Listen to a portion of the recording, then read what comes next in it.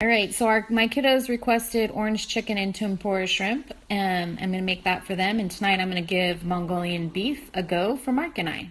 Ingredients looks easy enough. I will be using garlic powder instead of the fresh garlic cloves. Let's see how it goes. All right, so tonight the kids asked for orange chicken and tempura shrimp, which is cool for them, but I'm trying to cut back on some of my carbs. So tonight I'm going to make Mongolian beef, which Mark and I really love when we go to P.F. Chang's.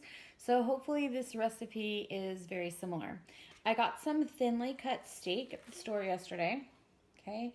And I'm just going to cut this into strips. And it only takes a couple ingredients. You need some scallions, some garlic, a little bit of brown sugar, and soy sauce and cornstarch. So first time trying this recipe. Hopefully it tastes as amazing as it looks, but the instructions say thin strips, so that's all I'm doing. I'm going to cut this up and then show you how to put it all together. So I seriously love that we have this little garden back here and I can come and get fresh scallions that I need for Mongolian beef and not have to take a trip to the store. Dude, does anybody happen to need kale? I need to find some recipes for kale. You got some good kale recipes? Because this is like off the hook here. So I've already cut up my meat for tonight's Mongolian beef, really thin strips.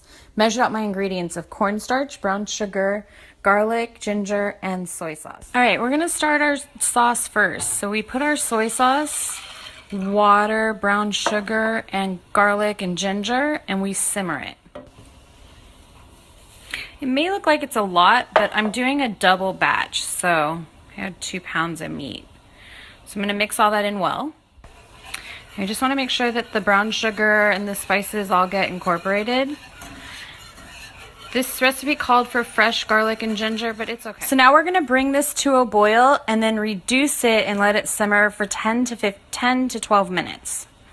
I'll come back and show you what that looks like. Wow, this smells really good. So it's come to a boil. I'm gonna go ahead and give it a stir and then simmer. Okay, so while the sauce is cooking, we're going to cover the meat in this cornstarch. Try and make sure that all the pieces get it. And then we're gonna add this to the pan. Okay, so the beef is covered pretty well. I'm gonna set that aside, clean up my hands, and then we're gonna cut our scallions. Okay, so I cleaned up my scallions. I cut them in quarters and strips. I reserved the bottoms because we can replant these and new ones will grow. Cool fact, huh? All right, so I have some olive oil heating up in my pan and we're gonna drop in the meat and cook it for 3 to 4 minutes until it's crispy. Okay, I don't wanna overcrowd my pan, so I'm gonna do mine in a couple of batches so that there's room for the meat to all cook evenly. All right, so my meat, because I had double the batch, took me 4 rounds of browning it. And I took out the excess grease, so now I'm gonna add it back into the pan. To the meat, you add the scallions that you sliced up and pour your sauce over.